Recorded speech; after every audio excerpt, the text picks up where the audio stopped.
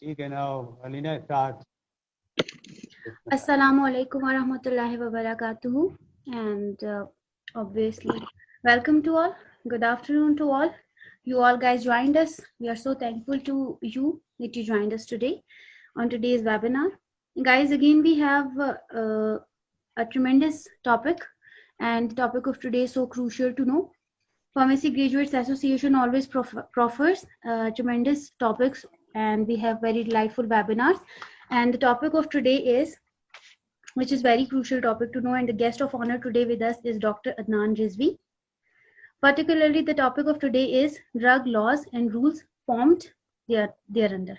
So this topic is something about how the laws are formed and how the governing laws can be conducted, how they can be governed, and a feasible and very fruitful explanation would be given by our will be inshallah there by our Dr. Adnan Rizvi.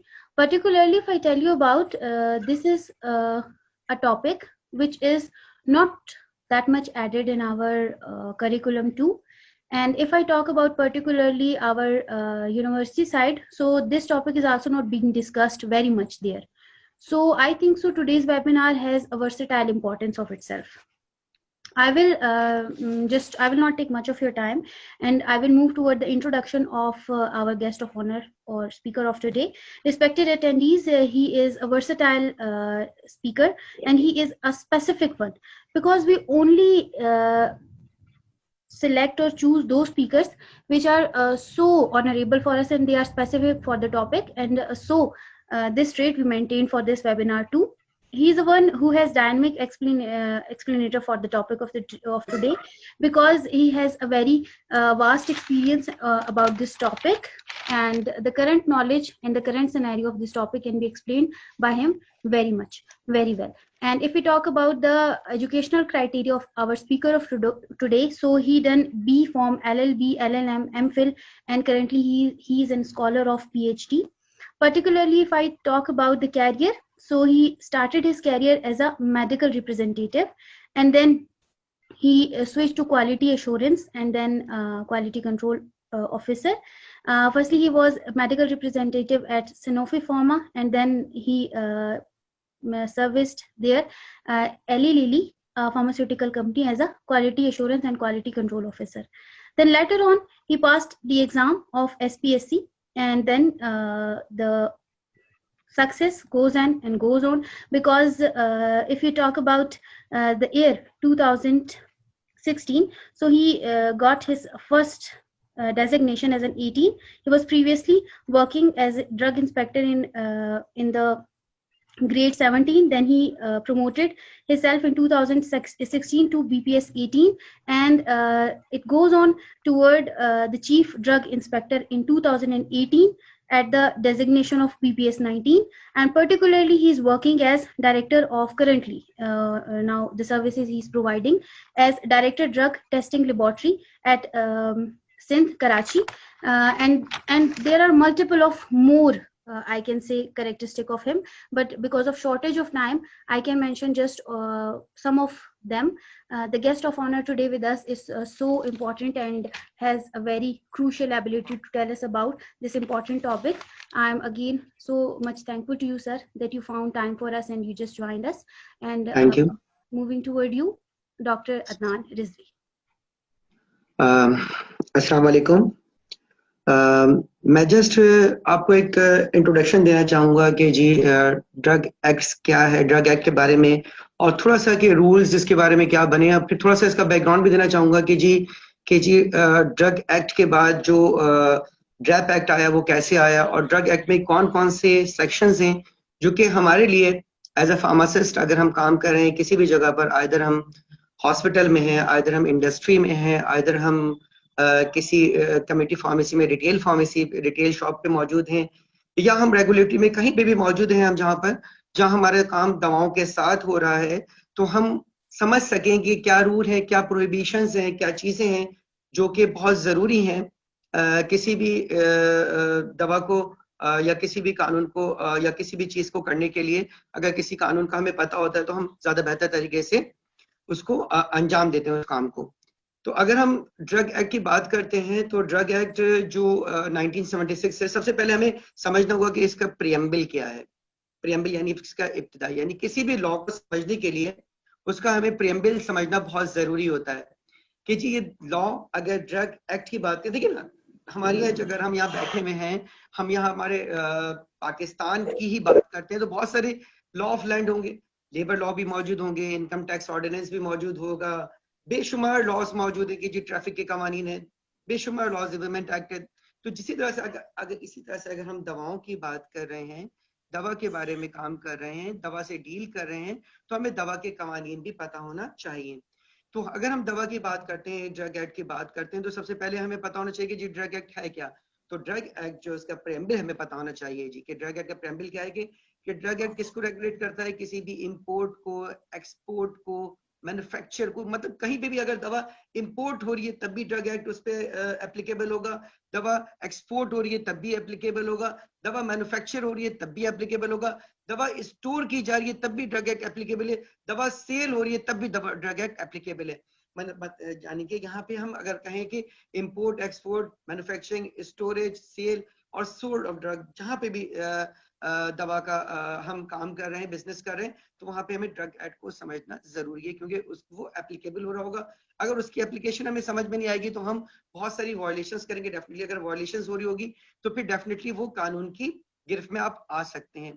तो सबसे पहले हमने किसी भी law को, मैं सिर्फ drug act की ही बात नहीं कर रहा, किसी भी लॉ की बात कर रहा हूँ, अगर हम कोई भी लॉ की बात करते हैं, किसी भी लॉ को समझने के लिए जरूरी ये होता है कि जी उसका हम डेफिनेशन क्लॉज पढ़ें कि कोई भी लॉ, अगर कोई भी कानून अगर हम उठा लेंगे, इवन हम अगर हम आईने पाकिस्तान भी उठा लेते हैं जो कि एक चार्टर है हमारा, तो सबसे पहले उसकी डेफिनेशन क्लॉज दी हुई होती है।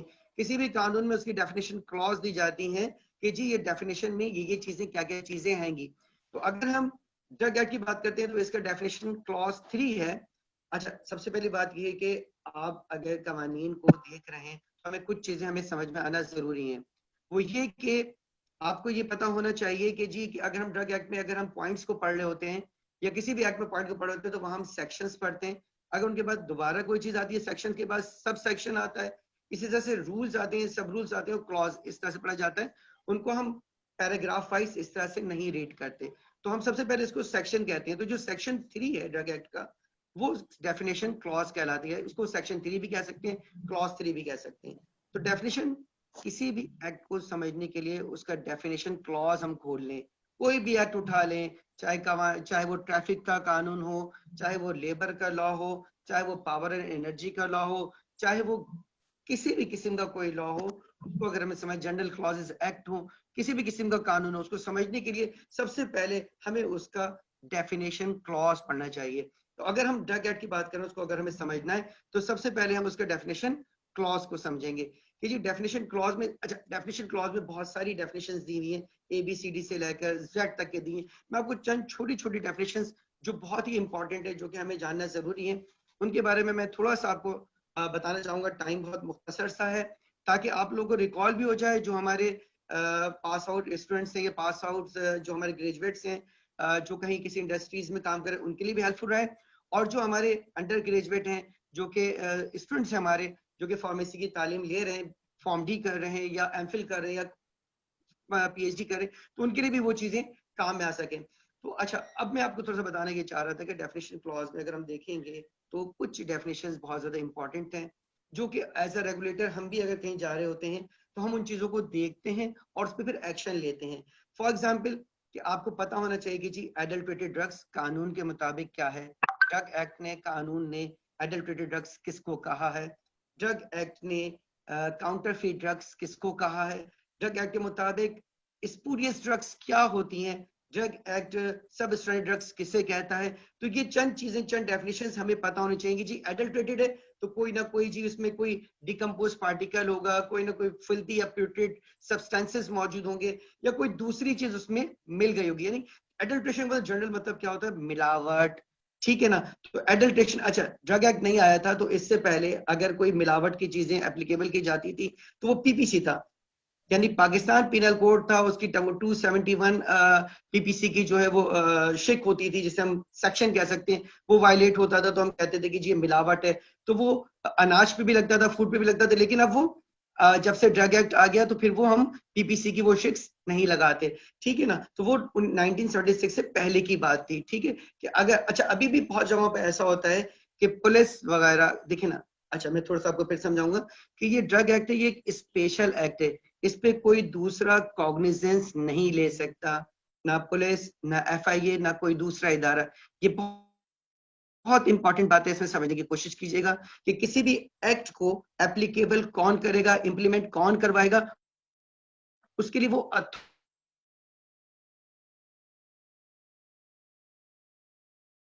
सिर्फ ड्रग इंस्पेक्टर्स ले सकते हैं, ना पुलिस ले सकती है, ना एफआईए ले सकती है। तो इस अब अभी भी अगर ऐसा हमारे सामने आ जाता है कि जी अगर हम बात करते हैं कि जी अगर पुलिस ले लेती है कॉग्निजेंस और वो पीपीसी की शिक लगा देती है कि जी ये दवा जाली थी, सब स्टैंडर्ड, तो कोर्ट ऑफ लॉ में जब केस जाता है तो वो स्पॉइल हो जाता है और केस छूट जाता है, एक्यूज को फायदा मिलता है, क्योंकि उस पुलिस ऑफिसर्स ने वो शिकें लगाई, वो सेक्शंस लगाए जो कि ड्रग एक्ट की नहीं थी। अगर ड्रग एक्ट को एप्लीकेबल किया जाता है तो उसकी कॉग्निजेंस सिर्फ और सिर्फ कौन ले सकता है, ड्रग इंस्पेक्टर ले सकता है। इसी तरह से कोई भी लॉ अगर कहा जाता है तो उसमें उसकी कॉग्निजेंस लेने के लोग बता दी जाता है। इनकम टैक्स है तो इनकम टैक्स का ऑफिसर ही लेगा, अदनान नहीं लेगा एज ए ड्रग इंस्पेक्टर जाके, या अगर लेबर का है तो लेबर का इंस्पेक्टर लेगा, Adnan as a drug inspector वहां जाके एक्शन नहीं ले सकता। तो उस लेबर एक्ट में, उस इनकम टैक्स के ऑर्डिनेंस में या कंपनी ऑर्डिनेंस में लोग बता दिए जाते हैं कि कॉग्निजेंस कौन लेगा, ऑफिसर ऑथोराइज कर दी जाती हैं। इसी तरह से ड्रग इंस्पेक्टर्स ऑथोराइज हैं अगर ड्रग एक्ट की कोई भी वायलेशन होती है उसको डिटेक्ट करने में, उसको कोर्ट में ले जाने के लिए। एनी हाउ, खैर, तो मैं आपको बता रहा था डेफिनेशंस की बात कर रहा था, तो डेफिनेशन क्लॉज की बात कर रहा था। डेफिनेशंस क्लॉज में इंपॉर्टेंट डेफिनेशंस आपके ध्यान में होनी चाहिए कि जी एडल्ट्रेटेड ड्रग्स क्या होती हैं, जी सब स्टैंडर्ड ड्रग्स किसे कहते हैं, जी कि सब स्टैंडर्ड जो कि आउट ऑफ स्पेसिफिकेशन हो। अच्छा छोटी छोटी चीज, जो कि टाइम कम है, मैं चाह रहा हूँ कि थोड़ा थोड़ा सा आपको जितना मैं दे सकूं अपने जात से, जो चीजें आपको डिलीवर कर सकूं दे सकूं, तो मैं देने की कोशिश करूंगा। तो सब स्टैंडर्ड ड्रग की बात करूं तो आउट ऑफ स्पेसिफिकेशन यानी अकॉर्डिंग टू स्पेसिफिकेशन ना हो। अच्छा इसी तरह से ड्रग एक्ट में जहाँ एक्ट है ना, तो उनके साथ साथ रूल्स भी बनाए गए हैं। रूल्स कैसे बनाए गए जी, ड्रग एक्ट एक एक्ट है, ठीक है, इससे फिर रूल बनाए गए, इसी में आपको प्रोविजन दी गई सेक्शन 43 के तहत कि फेडरल गवर्नमेंट रूल बना सकती है अपने। अगर अगर हम ड्रग एक्ट देखें तो इसमें सेक्शंस दिए हुए हैं, यानी 1 से लेके 45 तक सेक्शंस हैं, 1 से लेके 45 तक। जिस तरह हम आईने पाकिस्तान की बात करते हैं ना, आईने पाकिस्तान में आर्टिकल्स दिए हुए होते हैं, ठीक है। अगर हम बात करते हैं कि जी आर्टिकल 8 से लेके आर्टिकल 29 तक के फंडामेंटल राइट्स दिए हुए हैं, इसी तरह से यहाँ पे भी क्या है, यहाँ सेक्शंस दिए हुए हैं। आइन के जो सेक्शन, उनको सेक्शन नहीं पढ़ा जाएगा, आर्टिकल्स पढ़ा जाएगा। इसी तरह से यहाँ जो अगर हम ड्रग एक्ट की बात करें तो यहाँ ये सेक्शंस हैं, यहाँ ये आर्टिकल्स नहीं है। यहाँ सेक्शंस कितने हैं, 45 सेक्शंस हैं। अगर 45 सेक्शंस की बात करते हैं हम, तो हम आपको बता रहे थे कि कौन से सेक्शंस बहुत ज्यादा इंपॉर्टेंट है, जो आपकी लाइफ में एप्लीकेबल, मतलब आपकी लाइफ में आपको समझ में आना चाहिए। एज अगर हम फार्मासिस्ट हैं और एज हम ड्रग को डील कर रहे हैं तो हमें ये सेक्शंस की हमें नॉलेज जरूर होनी चाहिए। तो मैं आपको बताने की चाह रहा था कि हम जहां बात कर रहे थे कि ड्रग एक्ट में 45 सेक्शंस हैं, इसी तरह से हम आपको ये बताना चाह रहे थे कि ड्रग एक्ट के अंदर ही कोई भी कानून दिया जाता है तो उसके अंदर एक प्रोविजन रखी जाती है कि हम उसके मुताबिक उसके रूल्स बना सकते हैं, बाय लॉज बना सकते हैं। तो जो एक्ट था वो तो एक सुप्रीम हो गया, उससे फिर रूल्स बनाए गए। रूल्स कैसे बनाए गए कि जी हमने ये कहा कि जी ड्रग एक्ट है, अगर हमने कहा सब स्टैंडर्ड ड्रग है तो आउट ऑफ स्पेसिफिकेशन होगी। आउट ऑफ स्पेसिफिकेशन कैसे होगी, हमने उसका रूल बना दिया। हमने रूल का सहारा कहा लिया सेक्शन 43 के तहत कि जी हमें फेडरल गवर्नमेंट ने हमें अलो किया था, हमें अलाउ ये किया था कि जी हम रूल बना सकते हैं, तो हमने अपना रूल बना दिया। उसको हमने कहा कि specification rule, drug specification rule, जो कि 1978 है। अगर उसके अकॉर्डिंग वो ड्रग नहीं है तो हम उसको कहते हैं कि जी सब स्टैंडर्ड ड्रग है, आउट ऑफ स्पेसिफिकेशन है, कि जी वो जो भी फार्माकोपिया में दिया गया था उस फार्माकोपिया के अकॉर्डिंग वो दवा नहीं बनाएगी, या जो भी मेथड ऑफ टेस्टिंग था जो कि उन्होंने अप्रूव कराया हुआ था उस according to the manufacture specification के अकॉर्डिंग वो ड्रग्स नहीं है। अच्छा इसके बाद हम तीसरी डेफिनेशन की तरफ आते हैं। हमने आपको बताया जिस तरह के एडल्ट्रेटेड, सब स्टैंडर्ड, इस तरह से मिस ब्रांडेड। अगर मिस ब्रांडेड ड्रग है, अगर वो प्रॉपर लेबलिंग पैकिंग नहीं है, लेबलिंग पैकिंग रूल दिया हुआ है जिसके लिए आपको हमने बताया ना, सब स्टैंडर्ड था, सब स्टैंडर्ड के लिए रूल दिया हुआ कि जी वो कि अगर ड्रग आउट ऑफ स्पेसिफिकेशन तो स्पेसिफिकेशन रूल हम 76 को रीड करेंगे।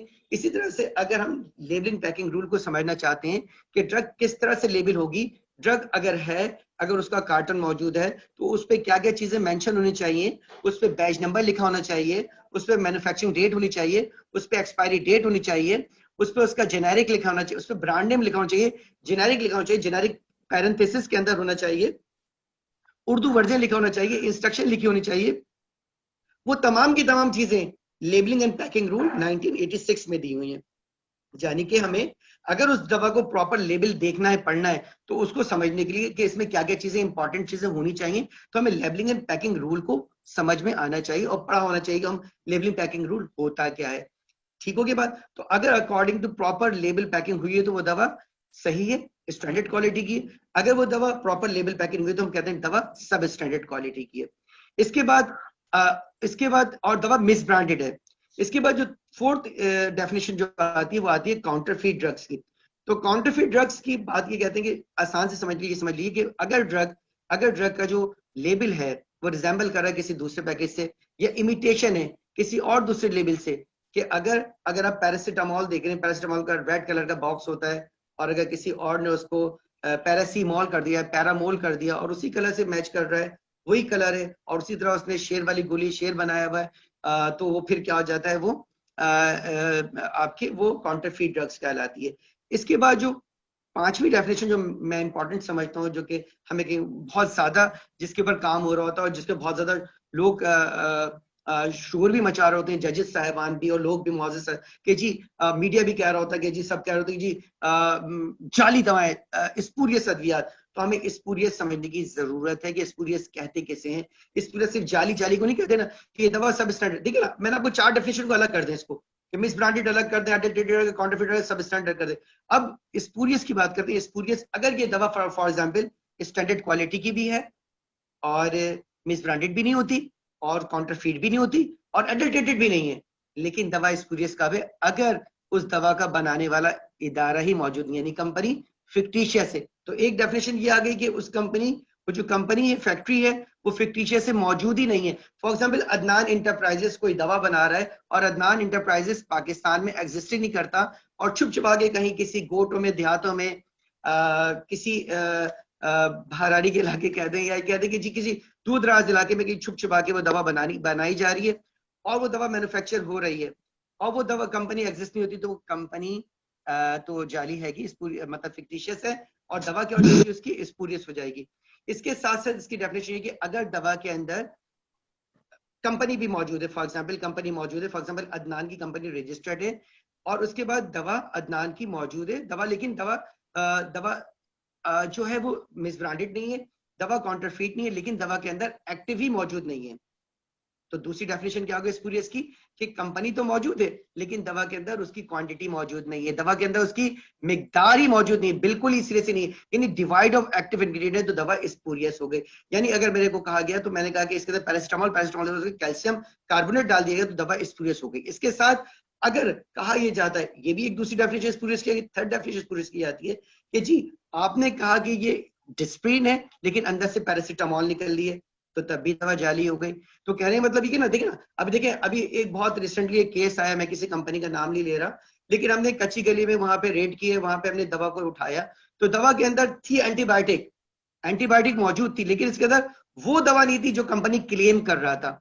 तो अब वो दवा क्या हो गई? कंपनी ने डिसओन कर दिया कि ये दवा मेरी नहीं है और हमने फिर उस दवा को लेबोरेटरी में क्या डिक्लेयर किया कि ये कब दवा स्पूरियस है। उसके अंदर दोनों के अंदर एंटीबायोटिक मौजूद थी।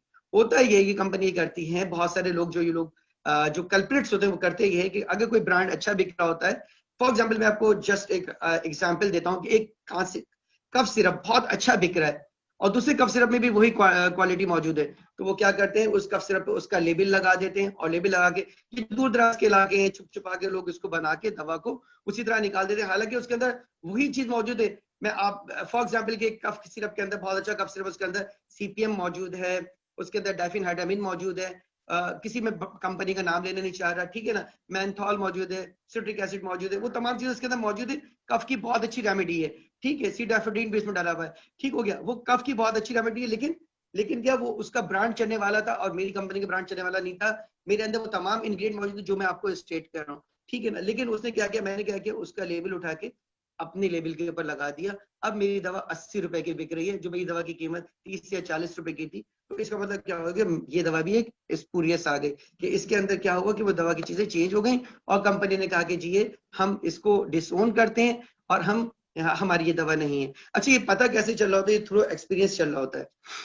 एक्सपीरियंस टाइम टू टाइम आता है, लेकिन कुछ चीजें इंसान को समझ में भी आ जाती हैं। जब आप भी कभी किसी फार्मेसी पे खड़े हैं, अचानक से आप देखेंगे कि इसका लेबल इस तरह का था, लेबल अचानक से चेंज हो गया, तो आप अपने सुपरवाइजर को बताएंगे ना कि जी ये किस तरह से चेंज हो गया, क्या हो गया, पहले दवा इस तरह से आ रही थी अब ऐसी आ गई, इसका कलर चेंज हो गया। तो पहले तो आप उसको पूछेंगे ना कि आइदर मैन्युफैक्चरर ने तो चेंज नहीं किया है, कोई इसमें फॉर्मुलेशन में चेंजिंग तो नहीं आई है, गैस ने खुद कोई चेंजिंग कर दी है। खैर एनी हाउ, तो ये कुछ डेफिनेशंस ये तो आपको समझने की नीड थी। इसके साथ साथ कुछ सेक्शंस हैं जो कि आपको समझ में आने चाहिए। सेक्शन में समझ में आने वाली बात थोड़ी सी समझने के लिए मैं आपको थोड़ा सा बता दूंगा कि कुछ चीजें हैं। फॉर एग्जांपल कि अगर हम बात कर रहे होते हैं कि आपको पता होना चाहिए कि बोर्ड्स क्या होते हैं, जैसे सेंट्रल लाइसेंसिंग बोर्ड है, सेक्शन 5 के तहत बन रहा होता है। एपलेट बोर्ड है, एपलेट बोर्ड सेक्शन 9 के तहत बन रहा होता है। एपलेट क्या चीज होती है, एपलेट क्यों किया जाता है? अपील, अपील का हक आपके कानून में दिया हुआ है। फॉर एग्जाम्पल कि किसी ड्रग इंस्पेक्टर ने आके आपके ऊपर कोई एक्शन ले लिया, ठीक हो गया ना, और एक्शन लेने के बाद आपकी दवा उस लेबोरेटरी से, उसने लेबोरेटरी सैंपल भेजा ड्रग टेस्टिंग लेबोरेटरी में, हमारे पास आई या फेडरल गवर्नमेंट के सीडीएल के पास है, और दवा सब स्टैंडर्ड हो जाती है।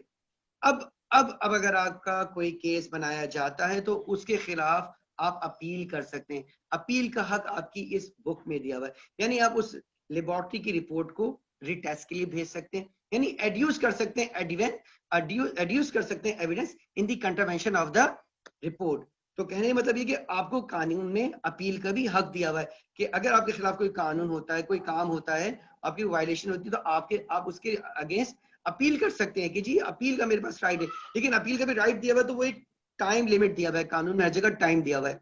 टाइम क्या दिया हुआ है कि जी 30 डेज के अंदर आप उसकी अपील करेंगे अगर आपके खिलाफ कोई फैसला हुआ है। एनी हाउ, इसके साथ साथ अगर हम बात करते हैं आपकी प्रोविंशियल क्वालिटी कंट्रोल बोर्ड, जो कि सेक्शन 11 के तहत वजूद में आता है। क्वालिटी कंट्रोल बोर्ड, हर सूबे के अंदर एक बोर्ड बनाया गया है कि जी अगर मैं सिंध की बात करूं तो provincial quality control board Sindh मौजूद है, केपी की बात करूं तो वहां केपी के में मौजूद है, पंजाब में मौजूद है, और आपकी अगर हम कोयटा की बात करते हैं, बलूचिस्तान की बात करते हैं, तो बलूचिस्तान का अपना एक क्वालिटी कंट्रोल बोर्ड मौजूद है।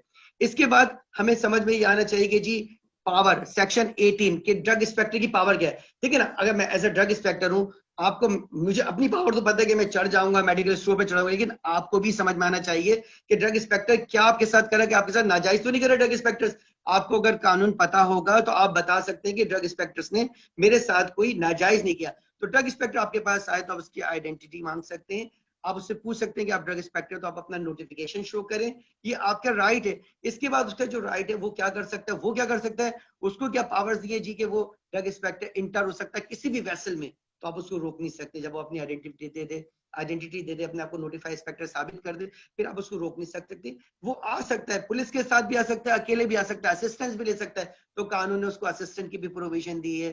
कानून ने उसको कहा है कि वो आ सकते हैं जहां पे भी दवा मौजूद है, इंपोर्ट है, एक्सपोर्ट है, मैन्युफैक्चर हो रही है, स्टोर करिए, स्टोरेज है, सेल है, तो ड्रग इंस्पेक्टर आके अपनी क्या कर सकते हैं, वहां पे आके अपनी सर्च कर सकते हैं, सीजर कर सकते हैं। तो अगर, अच्छा, इसके बाद इंपॉर्टेंट चीजें क्या है कि हम लोग यहाँ पे थोड़ा परेशान हो जाते हैं कि ड्रग इंस्पेक्टर आ गए, उन्होंने क्या कर दिया। तो आपको चीजें समझ में अगर आती हैं, आपको पता है, तो आप परेशान नहीं होंगे। क्यों नहीं परेशान होंगे? क्योंकि अगर आपने पता है कि आपके पास कोई ऐसी दवा मौजूद नहीं है कि जो कि मिस ब्रांडेड नहीं है, सब स्टैंडर्ड नहीं है, काउंटरफिट नहीं है, ठीक है जी, सब स्टैंडर्ड ड्रग्स नहीं है आपके पास, अगर, हाँ, बहुत सारी चीजें के लिए तो हमें लेबोरेटरी रिपोर्ट चाहिए। आप एज अ फार्मासिस्ट किसी दुकान पे मौजूद है, किसी हॉस्पिटल में मौजूद है, आपको कैसे पता कि ये दवा सब स्टैंडर्ड या मिस ब्रांडेड नहीं है?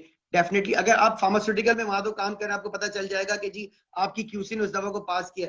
लेकिन अगर आप यहाँ पे मौजूद है तो उसकी क्या श्योरिटी होगी? तो उसकी श्योरिटी के लिए सबसे आसान तरीका ये है कि आप उस दवा का बिल वारंटी देखें। क्या देखें? Bill warranty. अगर देखें, अगर वो दवा प्रॉपर बिल वारंटी के तहत आ रही है, यानी उसका बिल वारंटी है जो कि फॉर्म 2A के ऊपर दिया गया है, कि वो दवा, अब वो लिख के दे रहा है नीचे कि जी जो दवा मैंने ऊपर बेची है वो किसी किस्म की कोई भी ड्रग एक्ट की सेक्शन को, किसी भी किस्म के कोई रूल्स को वायलेट नहीं करती, do not contravene any section of the drug act, तो फिर हम कहते हैं कि ये दवा के, चलो उस पर भी ट्रस्ट किया जा सकता है कि जी ठीक है, ये बिल वारंटी दे रहा है तो ये दवा सही है। तो एटलीस्ट आप बिल वारंटी उसकी जरूर देखें। फिर सेकंड, अगर हम आगे बढ़ते हैं तो हम देखते हैं कि जी पावर, अगर इसके साथ साथ हम बात कर रहे हैं कि जी इंस्पेक्टर हमारी दुकान पे आ गया या इंस्पेक्टर हमारे स्टोर पे आ गया, हॉस्पिटल में आ गया, चढ़ गया, वो सारी चीजें कर रहे हैं, चेक कर रहे हैं चीजों को। अगर वो कोई सैंपल लेता है तो आपको सैंपल पता होना चाहिए कि सैंपल क्या ले रहा है। वो सैंपल आपको पता होना चाहिए। तो सैंपल लेने के बाद वो उसकी 4 पोर्शन बनाएगा। 4 पोर्शन, अगर वो किसी रिटेल फार्मेसी से, किसी हॉस्पिटल से, किसी डिस्ट्रीब्यूशन से, किसी इंपोर्ट से, एक्सपोर्ट से, कहीं से सैंपल उठा रहा है जगह से, तो वो उसको 4 मतलब डिवाइड करेगा 4 पोर्शन में। एक और बात, अगर किसी मैन्युफैक्चरिंग साइट से इंस्पेक्टर सैंपल उठाएगा या अगर किसी इंपोर्ट की जगह से उठाएगा तो वहां पे 3 बनाता है, क्योंकि वहां पर वारंटर की नीड नहीं होती, वारंटर खुद मौजूद होता है। लेकिन अगर कहीं पे दवा वो किसी दुकान से उठा रहा है तो वो एक पोर्शन वहां पे वो जो फार्मासिस्ट होगा या जो दुकानदार होगा उसको देता है। उसके बाद वो उसको डिस्ट्रीब्यूट करता है कि एक लेबोरेटरी में दे देगा, एक बोर्ड में दे देगा, और एक अपने पास सैंपल रखता है कि जब इसका वारंटर भेज जाएगा तो मैं इसको वारंटर को भेज दूंगा। तो पहले वो मैन्युफैक्चरर को भेजता था, वो पोर्शन खत्म हो गया है। वो जो सब सेक्शन था, वो क्लॉज था, सब क्लॉज था कि प्रोविजन थी कि जी मैन्युफैक्चरर को भेजने वाला सैंपल का पोर्शन वो खत्म हो गया। अच्छा, दूसरी बात ये कि आप इंपॉर्टेंट अपने ध्यान में बात ये रखें कि अगर ड्रग इंस्पेक्टर कोई भी सैंपल लेते हैं, कोई भी दवा अपने पास सीजर करता है तो वो प्रॉपर एक फॉर्म पे करेगा। अगर मैं यहाँ पे बात करूँ तो फॉर्म 2 और फॉर्म 3 होगा। सैंपल का फॉर्म अलग होता है और अगर दवा उठा के लेके जा रहा है उसका फॉर्म अलग होता है। अगर वो दवा आपके पास छोड़ देता है किसी अंडरटेकिंग के तहत, उसकी एक अलग आपके जो है ना वो फॉर्म होता है। इस तरह से अगर वो दवा को कोई नॉट टू डिस्पोज ऑफ कर देगा तो उसका फॉर्म अलग होगा कि जी ये दवा किसी सेक्शन को कंट्रावीन करिए और ये दवा बाद में आप इसकी कोई रेमेडी हो सकती है तो उसको आप दवा को क्या कर सकते हैं, आपके जिस तरह कहा जाए कि वो नॉट टू डिस्पोज ऑफ हो जाती है कि जी आप इसको सेल नहीं कर सकते 28 दिन के लिए। लेकिन आप ये याद रखें, अगर ड्रग इंस्पेक्टर कोई भी एक्शन ले रहा है, चाहे वो सैंपल उठा, देखो ये सब अलग अलग एक्शन है, अलग अलग एक्शन है, इसको अपने ध्यान में बिठाइए कि सैंपल उठाना एक अलग है जी, ठीक है, ये इसका एक अलग फॉर्म होगा। सीजर करके लेके जा रहा है कोई ऐसी दवा जो कि ड्रग एक्ट को वायलेट करिए, सेक्शंस को वायलेट, मैंने जो आपको बताया। इनमें एक और चीज इंपॉर्टेंट है जो कि आप कह सकते हैं, बल्कि जो कि हम कहते थे कि अनरजिस्टर्ड ड्रग, यानी कि जो कि अकॉर्डिंग टू रजिस्ट्रेशन रूल नहीं है। अगर कोई दवा अनरजिस्टर्ड है, लेकिन समटाइम्स कुछ दवाएं ऐसी होती हैं जो कि रखना जरूरी पड़ जाती हैं, तो उसके लिए फेडरल गवर्नमेंट एनओसी देता है उस हॉस्पिटल को, उस जगह, उस फार्मेसिस्ट को कि जी ये दवा लेके आ जाए और इसको रखा जाए, ये पर्टिकुलर पेशेंट को पर्टिकुलर डॉक्टर ने लिख के दी है। लेकिन अगर उसके अलावा कोई दवा मिल रही है, जैसे मार्केट में बहुत ज्यादा दवाएं हमें देखने में आ रही होती है कि जी रेनिटिडिन, अगर ज़ेंटेक है जीएसके की आती, लेकिन ज़ेंटेक एक अनरजिस्टर्ड भी आ रही है। इस तरह से आप बहुत सारी दवाएं हमें मिल रही होती हैं। ओमिप्राजोल बाहर का मिल जाता है, फेल्डिन बाहर का मिल जाता है, सेल्डेनाफिल बाहर का मिल जाता है। तो बेशुमार ड्रग्स जो होती हैं, जो अनरजिस्टर्ड दवाएं आ रही होती हैं, अगर वो आपके पास मौजूद है तो समझिए कि ये एक कानून की खिलाफ वर्जी है। और एक और बात याद रखिए कि कुछ चीजें ऐसी हैं कानून में जो कि कॉग्निजेबल ऑफेंस है। मैं आपको यहाँ एक और चीज बात बताना समझाना चाहूंगा, वो जो कि बहुत जरूरी है कि कुछ ऑफेंस इस ड्रग एक्ट के अंदर ऐसे हैं जो कि कॉग्निजेबल हैं और कुछ ऑफेंस ऐसे हैं जो कि नॉन कॉग्निजेबल हैं। इनको भी समझना बहुत जरूरी है। वो ऑफेंस जो कि जिन पे एफआईआर होती है, जिसको कहा जाता है ना काबिले दस्तंदाजी पुलिस, यानी वो कॉग्निजेबल ऑफेंस, यानी कि अगर आपके पास अगर अनरजिस्टर्ड अद्वियात मिलती हैं या जाली अद्वियात, जिसको मैंने स्पूरियस की डेफिनेशन बताई थी, आपको फिर मैं रिपीट कर रहा हूं, स्पूरियस की डेफिनेशन मैंने बताई थी कि एक्टिव मौजूद नहीं है, उस एक्टिव की जगह दूसरा एक्टिव मौजूद है, तो इसके साथ साथ वो कंपनी फिक्टिशियस है, या जिसे कहा जाए कंपनी ने उसे डिसओन कर दिया, या इंपोर्ट किसी और नाम से हो रही है जबकि वो दवा कोई और दवा है। ठीक हो गया, क्योंकि स्पूरियस की डेफिनेशन। तो अगर कहीं से अगर हमें स्पूरियस मिलती है या हमें अनरजिस्टर्ड दवा मिलती है या वो कंपनी का लाइसेंस, मैन्युफैक्चरिंग लाइसेंस मौजूद नहीं है या वो दवा रजिस्टर्ड नहीं है, तो ये कॉग्निजेबल ऑफेंस है। इसको अपने ध्यान में बैठा लीजिए। ये ऑफेंस कौन सा है? कॉग्निजेबल ऑफेंस है। कॉग्निजेबल ऑफेंस है तो ये खतरनाक ऑफेंस है। इसके ऊपर काबिले दस्तंदाजी पुलिस से आपके खिलाफ एफआईआर होगी अगर किसी के पास भी ऐसी अद्वियात या ऐसे इदारे के साथ वो मुंसलिक है जो लाइसेंस याफ्ता नहीं है, जो कि जिसके जो रजिस्टर्ड दवा नहीं बना रहा, जो कि इंपोर्ट या एक्सपोर्ट कर रहा है अनरजिस्टर्ड अद्वियात, जो कि इंपोर्ट या एक्सपोर्ट कर रहा है स्पूरियस अद्वियात या स्पूरियस दवाएं बना रहा है, तो उसके लिए एफआईआर है, यानी काबिले एफआईआर। अच्छा, इसके बाद जो बकिया जो जुर्म है वो नॉन कॉग्निजेबल है। अगर फॉर एग्जाम्पल देखिए, मैं आपको फिर छोटी सी बात बताऊं, अगर एक्सपायरी मिलती है, जुर्म है, ड्रग एक्ट बताया एक्सपायर नहीं बेचना चाहिए, ये लेकिन ये कॉग्निजेबल ऑफेंस नहीं, ये नॉन कॉग्निजेबल ऑफेंस है। इसी तरह से अगर वो फिजिशियन सैंपल बेच रहा है, गलत है, जाहिर फिजिशियन सैंपल डॉक्टर के लिए दिए जाते हैं, लेकिन उसने क्या किया कि ज्यादा दे दिए, डॉक्टर ने मोहब्बत में स्टोर वाले को दे दिया, स्टोर वाले को खुद मेडिकल रिप्रेजेंटेटिव ने उसके पास बेच के चला गया। वहां बहुत सारी मार्केट है जी, एडवानी चले जाएं, कच्ची गली चले जाएं, शक्कर के सैंपल भी बिकते हैं, लोग सैंपल खरीद के ले आते हैं, अपनी दुकानों पर सैंपल बेचना शुरू कर देते हैं, ऑफेंस है इसी तरह से, लेकिन वो नॉन कॉग्निजेबल है। ठीक है, इसी तरह से अगर हम बात करते हैं कि जी कोई चोरी का माल बिक रहा है, आई मीन स्टोलन, देखिए स्टोलन प्रॉपर्टी का वो तो एक्ट अलग लगता है, लेकिन हम ड्रग की बात कर रहे हैं, अभी ड्रग में मत उसे मिलाइएगा। ड्रग में बात करते हैं, अगर किसी को कोई कटिंग का माल है, जैसे फॉर एग्जाम्पल कराची बात करो, कराची में हैदराबाद का माल नहीं बिकना चाहिए, कराची में शक्कर का माल नहीं बिकना चाहिए, हैदराबाद जाए तो वहाँ कराची का माल नहीं बिकना चाहिए, वहाँ शक्कर का माल नहीं बिकना चाहिए, शक्कर जाए तो वहाँ कराची का माल नहीं बिकना चाहिए, तो ये विदाउट बिल वारंटी है, कटिंग का माल है, तो ये क्या नॉन कॉग्निजेबल ऑफेंस है। ठीक हो गया। इसी तरह से अगर हमने आपको बताया कि अगर कोई किसी डीएचओ का माल, किसी पीआईए का माल, किसी के इलेक्ट्रिक का माल, वापडा का माल, या किसी भी इदारे का माल किसी मेडिकल स्टोर पे बिक रहा है, वो कटिंग करके बिक रहा है, तो वो अगर वो मिलता है तो हम उसको कहते हैं कि जी ये ऑफेंस तो है, इसको हम अलग तरीके से लेके जाते हैं, ये भी कानून के मुताबिक, ये भी कानून की खिलाफ वर्जी है, इसको भी कोर्ट ऑफ लॉ में लेके जाते हैं, लेकिन इसकी एफआईआर नहीं है। तो ये जरा समझने की बात है कि जिन पे एफआईआर है, तो एफआईआर में आप अरेस्ट हो जाएंगे, इसमें आप अभी आप अरेस्ट नहीं हो रहे। अगर कोई आपको इस तरह से घुमाए, आप किसी फार्मेसी में मौजूद है कि जी तुम्हारे पास कोई कमिश्नर आ गया, पहले तो आप उसको रोक देंगे, भाई जी देखिए जब तक ये ड्रग इंस्पेक्टर नहीं आएगा, अगर मेरे स्टोर के ऊपर अगर आपने दवा के मुताबिक कोई एक्शन लेना है मेरे फार्मास्यूटिकल में, मेरे हॉस्पिटल में, तो दवा के पास आ रहे हैं तो ड्रग इंस्पेक्टर में, क्योंकि कॉग्निजेंस सेक्शन 30 के तहत सिर्फ ड्रग इंस्पेक्टर्स ले सकते हैं, और कोई पुलिस एफआईए कोई इदारा नहीं ले सकता। इसीलिए जब कभी भी पुलिस को रेड करना होता है, एफआईए को रेड करना होता है किसी जगह पे, उसको पता चलता है कोई इंफॉर्मेशन होती है, तो वो ड्रग इंस्पेक्टर को यानी हमें कॉल करता है, हमारे साथ जाके रेड करता है। ठीक है, हम उसकी मावनत में तो होते हैं, जाहिर हमें बंदा पकड़ के, हमारे पास ना ही हैंडकफ होती है, हथकड़ी होती है, ना ही हमारे पास थाना मौजूद है, तो हम बंदा पकड़ के उनके पास दे देते हैं, एफआईआर हम कटवाते हैं, कंप्लेनेंट हम होते हैं, ड्रग इंस्पेक्टर होते हैं। तो ड्रग एक्ट में ड्रग इंस्पेक्टर ही कंप्लेनेंट है। खैर एनीहाउ, तो मैं आपको कुछ चीजें समझाना चाह रहा हूँ, टाइम बहुत कम है, तो इन चीजों को अपने ध्यान में रख लीजिए कि आपने रसीद लेनी है।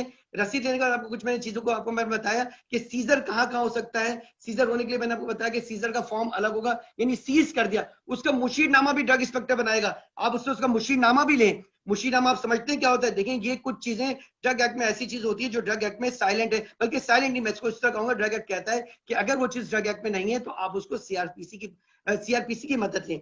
अब सीआरपीसी क्या है? क्रिमिनल प्रोसीजर कोड है, कोड ऑफ क्रिमिनल प्रोसीजर है। Criminal code of criminal procedure क्या कहता है कि जी अगर वो चीजें ड्रग एक्ट में नहीं है तो आप criminal code of Sir, sorry to interrupt you.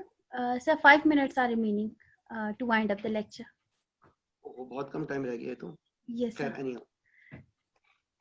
खैर एनीहाउ, तो अब हम आपको बताना ये चाह रहे थे कि जो आप अगर कोई सीजर कर रहे हैं तो सीजर के पास सीजर मेमो बनाना जरूरी है। सीजर मेमो के लिए आपने 2 मुशीर, यानी कि जो भी कोई मुशीर है, जो भी कोई विटनेसेस उनकी मौजूदगी में उसको सीजर करना है। सीजर करने के बाद आपने उनके सिग्नेचर्स वगैरह, खैर एनीहाउ, खैर अब मैं आपको थोड़ा तेजी में लेके जाऊँ, 5 मिनट रह गए, बहुत कम टाइम रह गया, तो खैर मैं आपको समराइज करने की कोशिश करता हूँ कि जी आपने प्रोसीजर, आपको power of inspector, procedure of inspector क्या होता है, इसके बाद आपके पास सेक्शन 21 आपको समझ में आना चाहिए। सेक्शन 23 क्या है? सेक्शन 21 के डिस्क्लोज करेगा कि आपने ये दवा कहां से ली है, ये आपसे पूछा जाता है, नोटिस दिए जाते हैं। सेक्शन 23 आपको पता होना चाहिए। सेक्शन 23 में प्रोविजंस क्या है, प्रोविजंस क्या क्या चीजें हैं जो कि ड्रग एक्ट में मना किया गया है कि जी आप इसको सब स्टैंडर्ड ड्रग ना बेचें, आप स्पूरियस ना बेचें, मिसब्रांडेड ना बेचें, अनरजिस्टर्ड ड्रग्स ना बेचें, बिल वारंटी के बगैर ना दवा बेचें। तो उसमें सबसे 23 में सबसे एक और इंपॉर्टेंट सेक्शन को 23(1)(i) कहलाता है। 23(1)(i) को भी आपने पढ़ लिए कि विदाउट बिल वारंटी ड्रग्स, जो मैं आपको बात बता रहा था कि विदाउट बिल वारंटी नहीं, बिल वारंटी के बगैर दवा दी जाए तो वो अनवारंटेड ड्रग्स है, उसके खिलाफ भी कार्रवाई होती है। इसके बाद सेक्शन 23 के बाद सेक्शन 27 पे आ जाइए। सेक्शन 27 में पेनल्टीज दी हुई है कि कोई अगर जुर्म होता है, जिससे मैंने बताया कॉग्निजेबल, नॉन कॉग्निजेबल, मैंने आपको कुछ जुर्म की तफसील बताई कि जो ड्रग एक्ट के जुर्म थे, ऑफेंसेस थे, तो उनकी तफसील दी कि जी अगर ये जुर्म है तो इनके ऊपर क्या क्या सजाएं दी हुई है कि जी कम से कम सजा 5 साल है और ज्यादा से ज्यादा 10 साल है, और जी फाइन जो लगता है कम से कम 5 लाख रुपए और मैक्सिमम 10 लाख रुपए तक लगता है अगर 1 मिलियन तक जा रहा है। अभी और इसको बढ़ा दिया गया, लेकिन क्या चीज है कि ये भी एक डिस्क्रिप्शन प्रोविजन नीचे दिया हुआ है जज साहब का, उस कोर्ट का, कि कोर्ट अपनी प्रोविजन के तहत उसकी सजा को कम और ज्यादा कर सकती है, यानी कि 1 साल से कम भी कर सकती है, और अगर फाइन का तो फाइन 50,000 रुपए भी लगा सकती है, प्रोविजन दिया हुआ है। इसके बाद अगर हम तेजी में और जाते हैं, सेक्शन 30 आपका क्या हो गया, कॉग्निजेंस सिर्फ ड्रग इंस्पेक्टर। सेक्शन 31 के तहत ड्रग कोड दी हुई है कि ड्रग कोड में जी के कोई भी आप इस केस को लेकर किसी भी मजिस्ट्रेट की अदालत में नहीं जा सकते, सिर्फ और सिर्फ कहां जाएंगे, ड्रग कोर्ट में जाएंगे, जो कि ट्रिब्यूनल है जहां पे एक जज होता है और 2 एक्सपर्ट होते हैं। इसके बाद आपका प्ली है, प्ली आप क्या ले सकते हैं, अगर आपके पास बिल वारंटी आ गया, बिल वारंटी आपके पास मौजूद है, फिर भी ड्रग इंस्पेक्टर आपको तंग कर रहा है, तो आपका उसका प्ली बताएंगे कि जी मैंने बिल वारंटी दे दी थी, अगर ये दवा खराब हुई तो धूप की वजह से खराब हुई है और ये इन तमाम चीजों की वजह से खराब हुई। इसके साथ मैं थोड़ा तेजी में चल रहा हूँ। सेक्शन 38 के ऊपर के हम ड्रग इंस्पेक्टर्स को भी इंडेमनिटी दी गई है। सेक्शन 39 पे फाइनलिटी ऑफ द ऑर्डर, कोई भी बोर्ड, चाहे क्वालिटी कंट्रोल बोर्ड पंजाब का, सिंध का, कहीं का भी है, वो कोई ऑर्डर है तो उससे ऑर्डर फाइनल होता है। अगर हम सेक्शन 41 पे आते हैं तो कैंसिल हो जाते हैं लाइसेंस, यानी कैंसिलेशन ऑफ लाइसेंस, किसी भी लाइसेंस, किसी भी मेडिसिन का लाइसेंस कैंसिल होने के सेक्शन 41 है। सेक्शन 42 किसी भी दवा की दवा रजिस्ट्रेशन अगर उसको कैंसिल करना है, उसको तनसीख करना है, तो उसकी रजिस्ट्रेशन 42 के तहत कैंसिल होगी। ये चीजें आपको ध्यान में रखनी चाहिए, चाहे लाइसेंस कैंसिल हो रहा है, चाहे रजिस्ट्रेशन कैंसिल हो रही है, इसकी अपील 30 डेज में होगी, जो कि आप जाके एपलेट बोर्ड में करेंगे कि मेरा लाइसेंस गलत कैंसिल हुआ है, मेरी चीजें गलत अनरजिस्टर्ड हुई, मतलब डी रजिस्टर्ड हुई है, रजिस्टर्ड। इसके साथ साथ हम प्राइस की बात करते हैं, प्राइस कंट्रोल भी बहुत ज्यादा इंपॉर्टेंट है, जो कि सेक्शन 12 के तहत जो मुझसे थोड़ा सा आगे में चले गए तेजी में। तो सेक्शन 12 के तहत प्राइस फिक्स की जाती है और प्राइस जो कंट्रोल और डिकंट्रोल ड्रग्स की अलग अलग तरीके से दी जाती है। खैर एनी हाउ, इसको कभी और सेक्शन में टाइम मिलेगा तो आपको बताएंगे। इसके बाद सेक्शन 43 और 44 मैंने आपको बताया, 43 फेडरल गवर्नमेंट को रूल्स बनाने की इजाजत देता है, सेक्शन 44 प्रोविंशियल गवर्नमेंट को रूल बनाने की इजाजत देता है। जिससे हमारे को कहता है कि सेंट्रल फेडरल गवर्नमेंट सेक्शन 43 के तहत रूल बना रही होती है। मैं आपको समराइज करना चाह रहा हूँ थोड़ा जल्दी तेजी में। तो सेक्शन 43 के तहत जो रूल बनाया, मैंने आपको बताया कि जो जिस तरह से licensing, registration, advertising LRA rule 1976 है, उसको जरा पढ़िए, जाके देखिए क्या है। इस तरह से मैंने आपको स्पेसिफिकेशन रूल बताया 1978, इसको देखिए। फेडरल लेबोरेटरी का रूल देखिए। इस तरह से हम 44 की बात करते हैं, सेक्शन 44 की, तो सेक्शन 44 में जाए तो सेक्शन 44 सिंध, मतलब जितनी भी प्रोविंशियल गवर्नमेंट है उनको कहा जाता है कि जी वो क्या जाके अपने रूल्स बनाए। तो सेक्शन 44 के तहत सिंध गवर्नमेंट अपना रूल बनाया, जो कि सिंध ड्रग रूल 1976 1909 है जी। Sir, it's क्या less बोलिए than, just less than 1 minute is remaining. तो मैं कंक्लूड करना चाह रहा हूँ कि जी Sure, sir, आप sure, एक्ट को पढ़िए, एक्ट के साथ साथ आप रूल्स को देखिए। रूल्स की अगर हम बात करते हैं, सेक्शन 44 के तहत जो रूल दिए गए, मैं बहुत तेजी में मैं बोला, हो सकता है, लेकिन जो चीजें आपको समझ में नहीं आ रही, आप मैसेज कर सकते हैं, चीजें सीख सकते हैं, समझ सकते हैं। Sir, ये message करके recorded होगा, they can again listen. They can listen it again. Sir, ये recorded है, तो वो दोबारा भी सुन सकेंगे। बिल्कुल सुन सकते हैं। चलो रिकॉर्ड है तो ये बहुत अच्छी बात है Yes, कि sir. बच्चों के अगर थोड़ा तेजी में मैंने बताया लेकिन उनको समझ में आ जाए तो खैर नहीं हो। तो अब टाइम बहुत कम रह गया, तो अगर हम यहाँ पे बात करते हैं कि